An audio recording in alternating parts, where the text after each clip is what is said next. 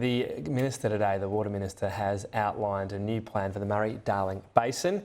It will involve likely water buyback. She's talking about compensation being key for those communities. Joining me now at the desk, Greens Environment Spokesperson Sarah Hanson-Young. Thanks for your time. Thanks for having me. What did you make of the Minister today? She wanted to make assurances to these communities. Is that the right thing to do? Not to scare people? Remember the effigies being burned of the Water Minister many years ago? You want communities on side? You absolutely want to be able to get communities on side. But what I'm concerned about is that the legislation as it's tabled, as it's been introduced today, really has no guarantees in there. It's all best endeavours. And we've had best endeavours for the last decade. And we're now, the reason the ministers had to bring forward this piece of legislation is because we've got to the end of the deadline and the promises that were made about the water being returned to the river, to look after the river, to keep it alive, hasn't happened.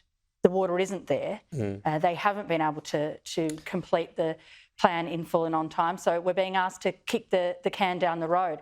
I want some guarantees in the legislation, and particularly, of course, for my home state in South Australia, when you live at the bottom end of the river system, you know that if the river isn't healthy, Adelaide's drinking supply is under threat, our environment is crippled, and the industries that rely on a healthy river, they're in deep stress. Is the only way you get a guarantee forced buybacks on the table? Because without that, you're hoping you can make things as efficient as possible. Then you hope you get communities that want to be part of buybacks. Then you might reach a ceiling.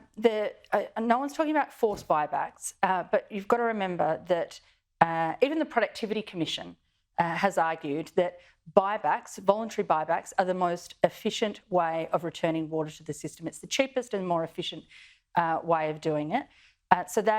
This water needs to be brought back. Now, for a number of years, people who want to sell their water for the sake of the environment haven't been allowed. So it's good to see the minister lifting that cap in this piece of legislation. But what is going to force that water to be bought in the right places to make sure it gets to South Australia? That's part of the having a best plan. But again, you just have supreme confidence there's enough appetite out there. If there's not, isn't that where we reach a point of either you're going to have a shortfall of water or you have forced buybacks? That's the fork in the road. There needs to be some type of stick in this plan in order to deliver the water that's promised. A stick for whom? Well, for the state governments who have been dragging the chain for well over a decade, for political parties who have played politics like the National Party for too long. I mean, let's remember, both sides of politics, Labor and Liberal, have promised for a decade to deliver the plan in full and on time. And now we're being asked just to, let them promise again and hope with a, wing and a prayer that it'll happen. So push the states or tell the states to figure out where we get our water, efficiencies or voluntary buybacks. If they fail, then you have compulsory buybacks in that state. Is that what you mean by stick? No, I'm not suggesting compulsory buybacks at all. What do you mean by stick? Well, it would mean, financial penalties. States having to, maybe the Commonwealth has to come in and make sure that those programs that the states promised actually are delivered, and that water is actually secured throughout the next few years. This deadline for South Australia's water that we were promised over a decade ago is being pushed out to 2027.